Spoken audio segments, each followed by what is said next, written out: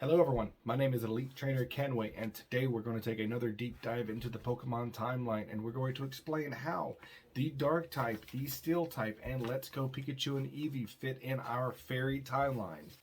We got a lot to cover today, so let's get started. Roll intro.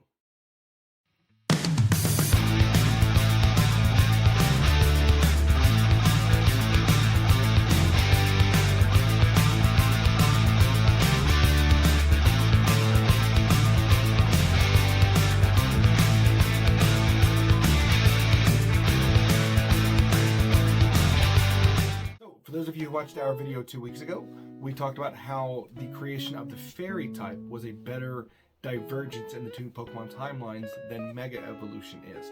And if you want a full recap, we'll put that link in the description below. But to put it very basically, our theory is that the Pokemon timeline looks a little more like this than what was previously established.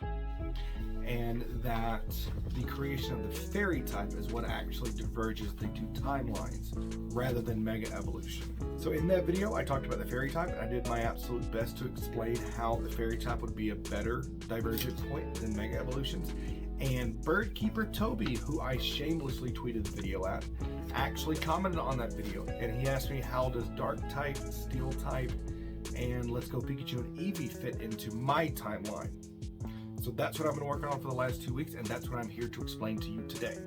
And I'm not gonna lie, I kind of feel like the weight of the world is on my shoulders because I know that the one Pokemon content creator on this platform that I have looked up to for a long time, even though he's younger than me, the one who influenced me to start this channel, Birdkeeper Toby, is going to be watching this video. And I'm not looking for a shout out. I'm not looking for any sort of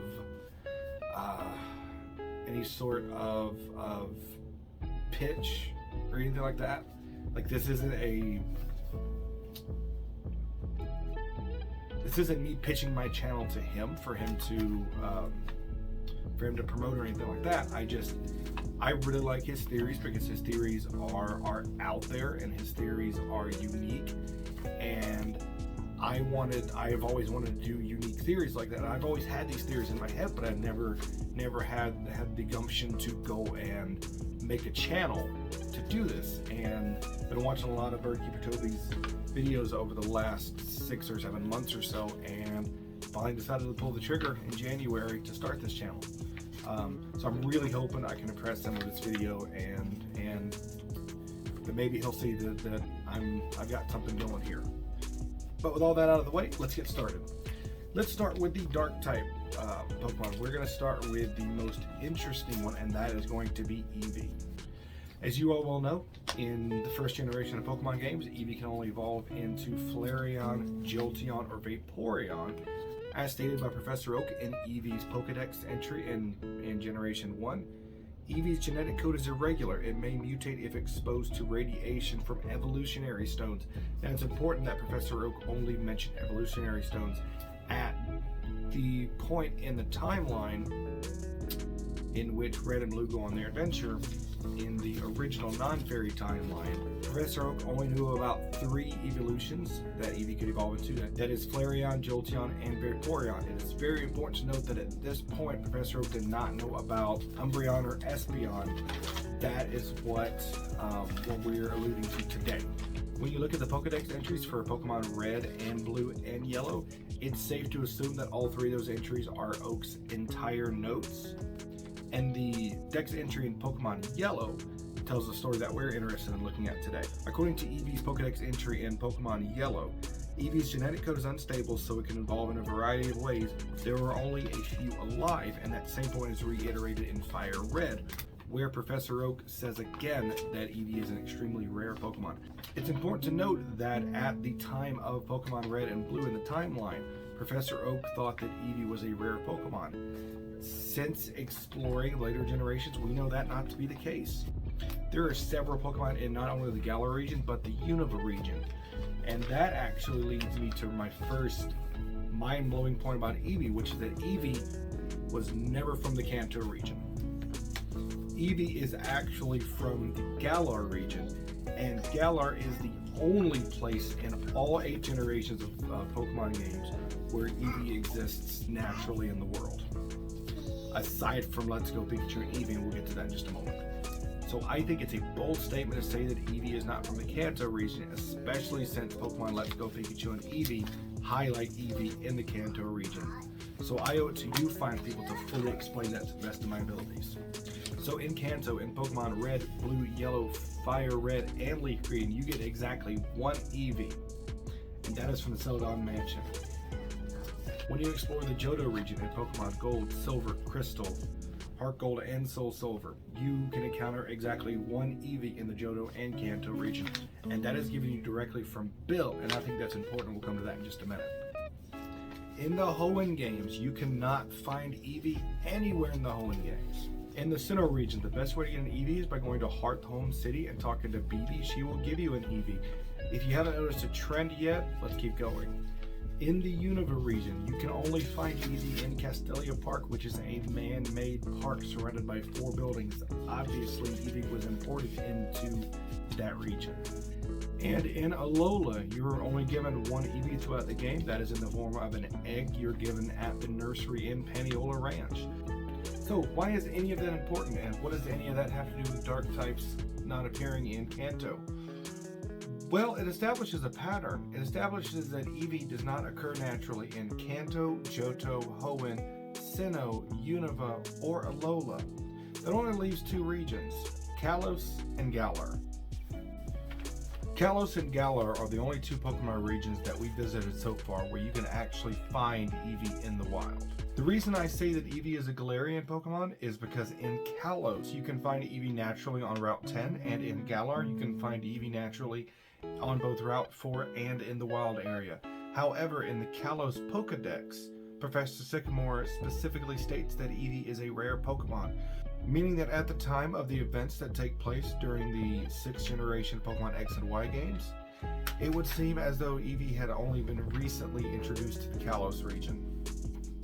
That leaves us with only one region left, that is Galar, in which not only can you find several Eevees in the Galar region in 2 different areas, but you can also find all of Eevee's evolutions in the wild area. With Sword and Shield being the only games in the entire Pokemon main series where you can find Eevee in the wild, and where the Pokedex does not reference Eevee being a rare Pokemon. So let's bring this back to Kanto and bring this back to Bill.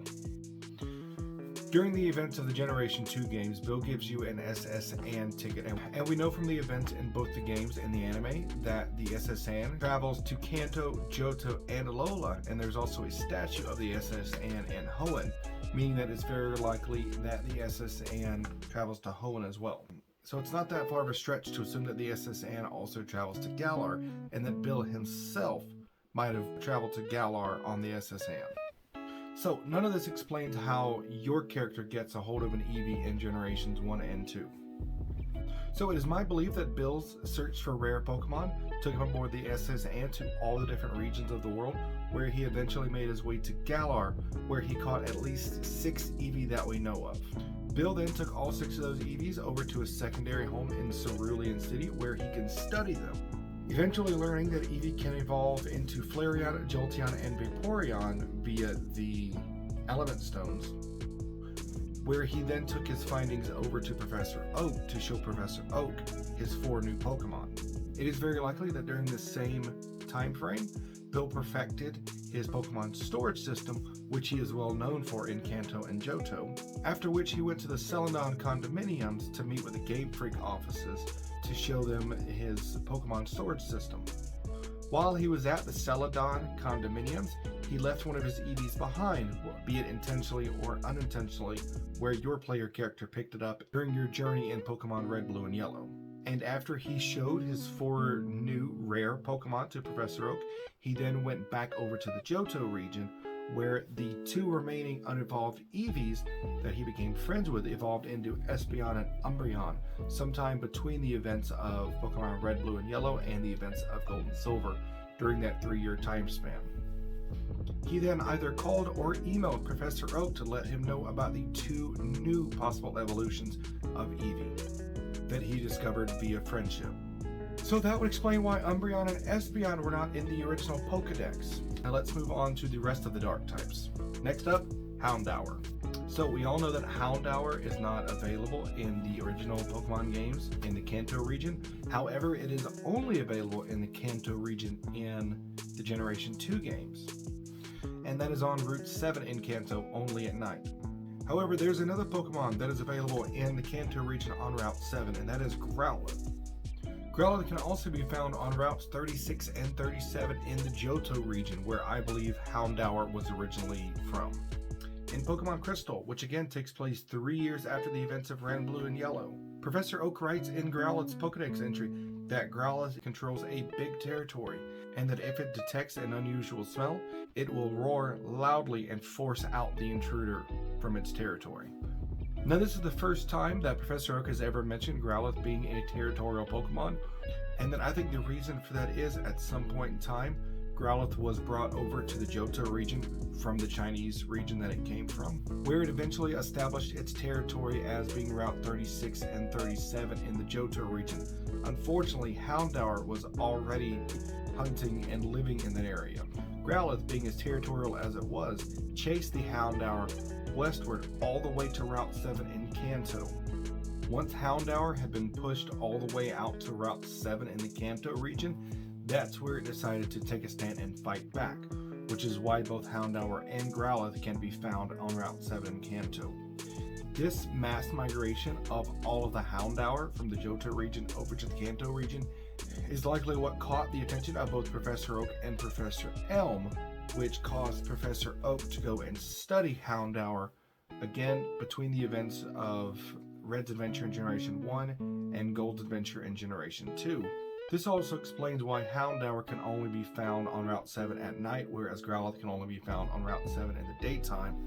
The two canine Pokemon eventually came to a truce, whereby they would occupy the same space, so long as Houndour would never hunt in the daytime and Growlithe would never hunt at night.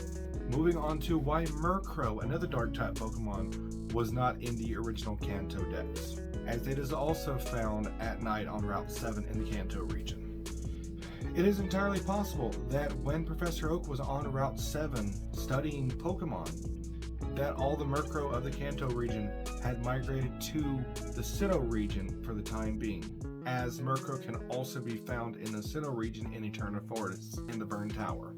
And given the fact that we know from Pokemon Legends Arceus that Murkrow is from the Hisui/Sinnoh region, it is a fair assumption to say as the Hisui region became more urbanized, the Murkrow flew south, trying to find somewhere else to go, eventually landing in the Kanto region, although it still goes back to Sinnoh during its migratory period.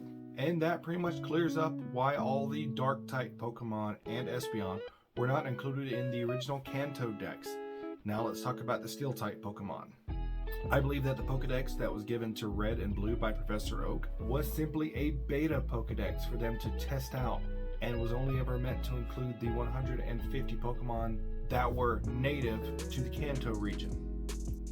This is why Fortress and Skarmory were not included in the Kanto Dex, because Professor Oak would then spend the next 3 years studying Pokemon over in the Johto region. After Red and Blue essentially beta tested the original Pokedex for the Kanto region, Professor Oak then spent the next 3 years fine-tuning the Pokedex, improving it, and finally traveling over to Johto to study the Pokemon of that region, where he also, of course, picked up a job at the radio station. And that makes complete and total sense, right? Like, there's no point in Professor Oak going to the next region over and studying all the Pokemon over there, adding all those Pokemon in the Pokedex, until he knows for sure that the Pokedex can be used by a child, which is obviously what it was meant to be used for. So that leaves us with only 2 more Steel-type Pokemon to explain, Steelix and Scizor. Which for that, we need to talk about the Steel Coat. The Steel Coat is not available anywhere in the Kanto region. It is, however, available through a specific trade in the Johto region as well as on the SS Anne, which we've already established travels the world. The Steel Coat can also be held by Magnemite when it is caught, which we all well know by now Magnemite is not from the Kanto region, it's from space. The only 2 regions in the Pokemon world in which the Steel Coat can be naturally dug up are in Unova and Galar. And we know from our discussion about Eevee that Bill has been to the Galar region before. So it would make sense that while Bill was over in the Galar region, he might have purchased a Steel Coat to try to use on Eevee while visiting the Galar region. While traveling back to Kanto and Johto from the Galar region aboard the SS Anne, it is very possible that Bill would have dropped that steel coat and left it in his room where your player character picked it up. Since we know the steel coat does not exist naturally in the Kanto and Johto regions, we know that it has to be imported from either Unova or Galar, meaning that it would make sense to assume that Professor Oak does not know about the steel coat during the events of Red and Blue. However, who's to say that Professor Oak didn't also buy a number of steel coats from Bill? Now that we've covered both dark type and steel type Pokemon and explained why they are not in the original Kanto decks, let's take a look at Let's Go Pikachu and Let's Go Eevee to see if we can figure out how to squeeze them into our timeline. So we know that the events of Red, Blue, and Yellow take place in the non-fairy timeline, and we know that the events of Let's Go Pikachu and Eevee take place in the fairy timeline. So I would be tempted to put the events of Let's Go Pikachu and Eevee at the very beginning of the fairy timeline, since that's where Red, Blue, and Yellow are in the non-fairy timeline. However, we know that not to be true, and yet again, Eevee's Pokedex entry can help us to understand why. Eevee's Pokedex entry in Pokemon Yellow states that there are a few Eevee left alive, whereas in the Let's Go games, Eevee is never described by Professor Oak as being a rare Pokemon, and Eevee can be found in the wild. The reason we suspect that Professor Oak described Eevee as being rare in the non-fairy timeline games is that Bill likely only ever showed him 4. His Eevee, his Jolteon, his Flareon, and his Vaporeon. So when Professor Oak wrote that Eevee was a rare Pokemon, he meant rare in the Kanto region, not rare worldwide. Because at that time there were only 4 Eevee in the Kanto region. However, Bill does not seem the type to capture his Pokemon and to keep them captive, so it is very likely that after he got through researching his Eevee, that he set them free in the Kanto region where they multiplied. Since Let's Go Pikachu and Eevee take place further down in the fairy timeline than Red, Blue, and Yellow do in the non-fairy timeline, Professor Oak has had more of a chance to reach out to other professors in other regions and learn more about Pokemon. This explains why Professor Oak describes that Exeggutor is not native to Kanto. In the original Red, Blue, and Yellow games, Professor Oak never mentions that Exeggutor is from another area. However, in the Let's Go games, Professor Oak does mention Alola specifically, and that Exeggutor is from the Alola region, likely due to his relationship with his cousin Samson. So everything we know about Red and Blue as NPCs from Pokemon Red, Blue, Yellow, Silver, Gold, Crystal, Black 2, and White 2 all happened during the non-fairy timeline. That is important because their journeys are slightly different in the fairy timeline. For example, when you talk to Blue in Let's Go Pikachu and Eevee, he specifically says that neither he nor Red had a Pokedex, that all the notes they took about Pokemon were handwritten in a notebook, similar to what we have in Legends Arceus.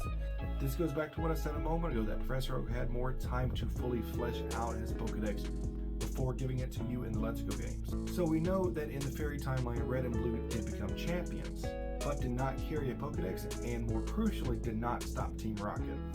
We know that the rise of Team Rocket did not happen when Red and Blue were 10, because it is happening during your journey through the Kanto region in Let's Go Pikachu and Eevee. And we know this once again by talking to Blue.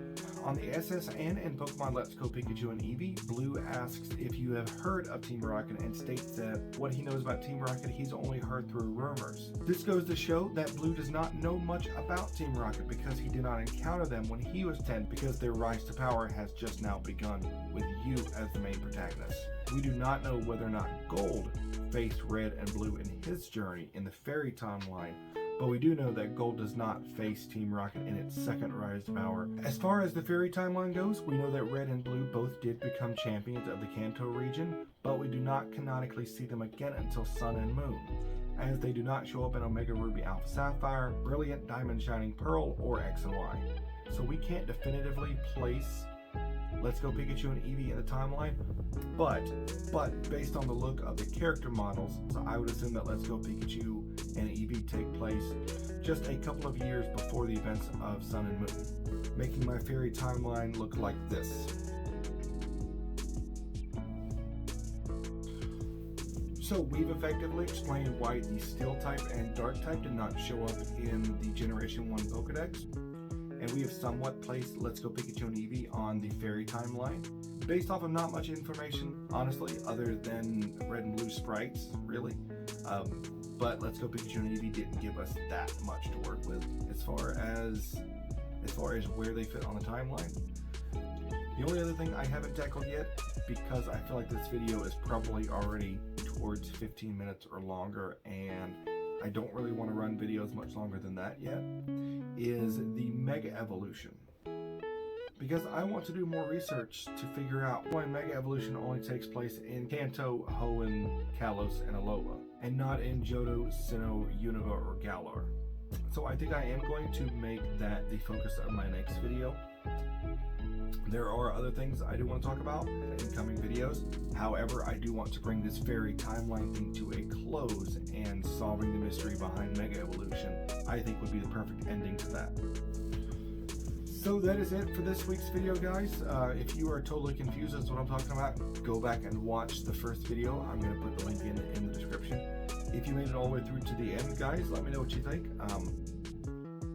I genuinely feel like the existence of fairy Pokemon is a better divergent point that explains the two timelines much better than Mega Evolution, because the Mega Evolution timeline theory just kind of chops off after Ultra Sun and Ultra Moon, whereas the fairy timeline theory starts with X and Y and just moves forward from there. Every main series game that's been introduced since X and Y just fits so perfectly within the fairy timeline theory.